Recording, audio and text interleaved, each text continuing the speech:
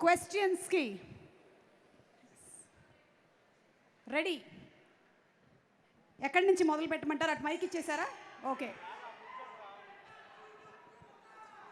కాదు, ఇందాకటి నుంచి శేష్ ఒకటే ఆలోచనలో ఉన్నాడు, ఎలా వచ్చింది ఆ అగ్ని.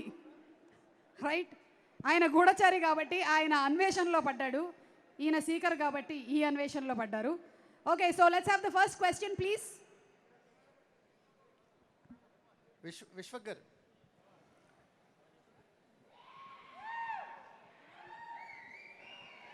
సార్ నమస్తే సార్. సార్ నమస్తే సార్. అరే నమస్తే రా అందరికి, మైక్ లేకుండా ఇందాక.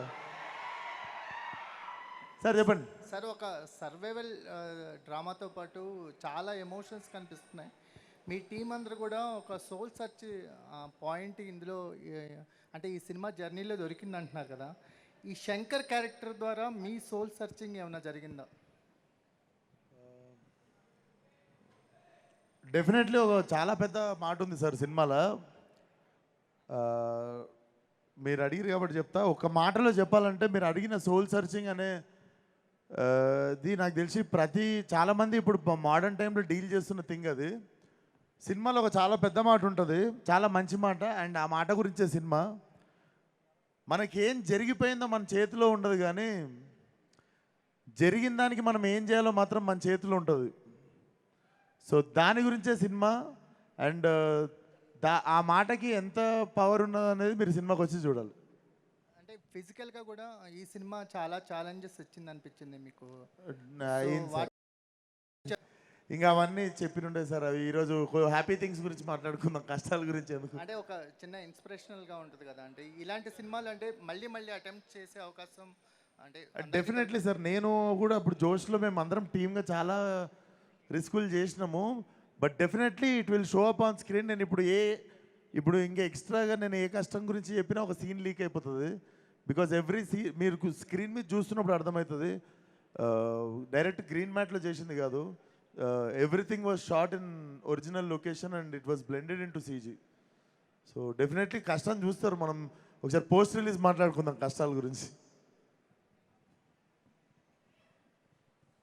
Vishwak bro, hi hi. ఇప్పటికే చాలా Q&Aలు చాలా క్వశ్చన్లు ఎక్కువ అడిగేసాం. అవును.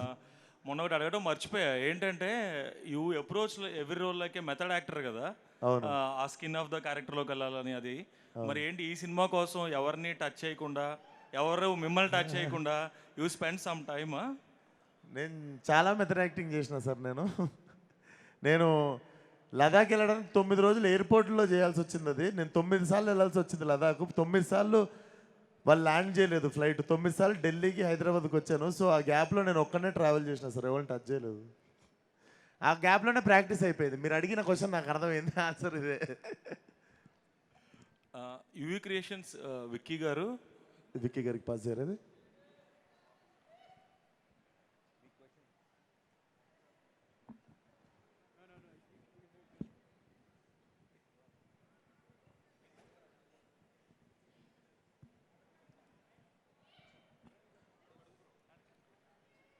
హలో సార్,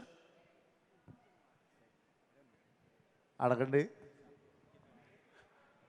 అంటే ఈ సినిమా ప్రొడక్షన్ పైప్ లైన్లో ఉన్నప్పుడు ఎంతమంది ఇంట్రెస్ట్ చూపించారో తెలియదు, కానీ మీరు అబౌట్ వచ్చి ఈ సినిమాని రిలీజ్ చేద్దాం అనుకోవడం అంటే ఈ సినిమాకి చాలా పెద్ద ప్లస్ అయింది. అసలు మీరు ఈ ట్రైలర్ చూసి ఈ సినిమా తీసుకుందాం రిలీజ్ చేద్దాం అని మీరు ఎందుకు అనుకున్నారు?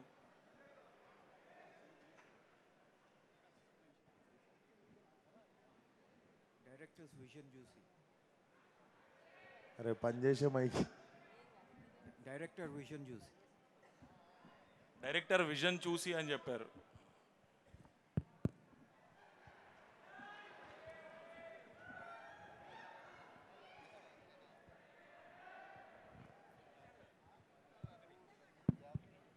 యా విశ్వక్ గారు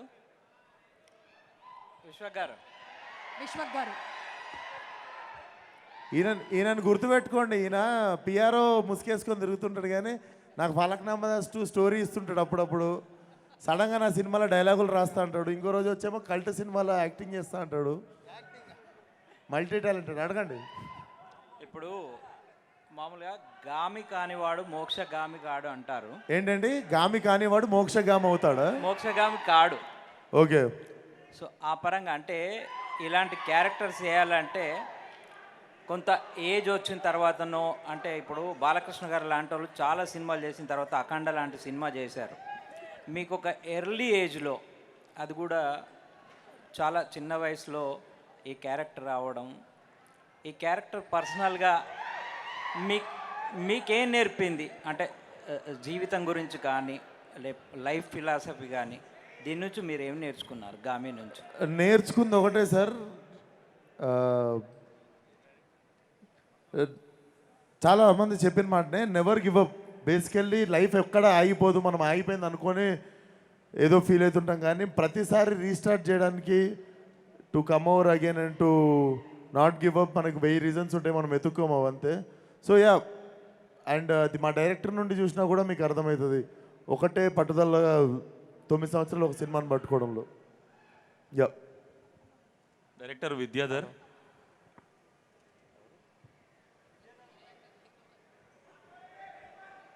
ఇది డైరెక్ట్ ఎవరు? డైరెక్టర్ గారికి డైరెక్టర్ విద్యా గారు. సుమ గారు. డైరెక్టర్ గారు, the principal of this college. Yeah, ఎక్కడ అండి? Hi Vidyadhar. Hi hi hi hi yeah. Hi. అయితే ఆల్రెడీ విశ్వక్ని అడిగా దీని గురించి. యా యా ఇప్పుడు ముట్టుకుంటే పెయిన్ రావడం అనేది 2 టైప్స్ ఉంటుంది మెడికల్ టెర్మినాలజీ ప్రకారం. యా యా ఒకటి ఫోబియా, హేఫీ ఫోబియా, అది డిజార్డర్. ఇంకోటి డిసీజ్, అది ఎలడైనియా. ఈ సినిమాలో విశ్వక్ సేన్కి అంటే తను ప్లే చేసిన క్యారెక్టర్కి ఫోబియా ఉందా, డిజార్డర్ ఉందా, లేకపోతే ఆల్టుగెదర్ కొత్త డిసీజ్ ఏమైనా క్రియేట్ చేశారా? అంటే ఆ డిజీజ్ కొత్తగా క్రియేట్ చేశారా లేదా అడుగుతున్నారా మీరు? రియల్ డిజీజేనండి ఇది, కాకపోతే దాన్ని ఎగ్జాజరేట్ చేసాం cinematically. So that is the answer. అంటే మీ షార్ట్ ఫిల్మ్ చూసినప్పుడు, షార్ట్ ఫిల్మ్ చూసి సినిమా ఇచ్చాను విశ్వక్ సేన్ ఆల్రెడీ చెప్పారు. So short film is full of physics, parallel time line, alternate universe, ఈ కైండ్ ఆఫ్ కాన్సెప్ట్తో ఉంది. అంటే అది కొంతమంది మామూలు ఆడియన్స్కి, మాలాంటి మామూలు ఆడియన్స్కి అంత ఫిజిక్స్ అర్థం చేసుకోవడం చాలా టఫ్గా ఉంటుంది. సో గామి సినిమాలో సిమిలర్గా ఏమైనా ఫిజిక్స్ తాలూకు ఎక్స్పెరిమెంటల్ చేస్తారా, లేకపోతే లేమెన్? ఏం లేదు, నార్మల్గా అర్థమైపోతుంది, వెరీ ఈజీ. మీలాంటి నాలాంటి నార్మల్ మనిషి కోసం తీసిన సినిమానే అయినది. నేను కూడా మీలాంటి నాలాంటి నార్మల్ మనిషి కథలే చేద్దామని డిసైడ్ అయినాక ఒప్పుకున్న సినిమా. ఈజీగా అర్థమైపోతుంది, 6 ఏళ్ళ చిన్నపిల్లోడికి కూడా అర్థమైపోతుంది సినిమా, అది కన్ఫర్మ్. అంత ఎక్కువ మ్యాథ్స్ ఫిజిక్స్ క్లాసులు ఏం బీకలేదు. నేనున్నా నీకు, డైరెక్టర్ని మాట్లాడనివ్వట్లేదు విశ్వక్ సేన్. కింది స్థాయి వాళ్ళకి అర్థమైపోతుంది ఇది, ఐఏఎస్ ఐపీఎస్ చదవక్కర్లేదు.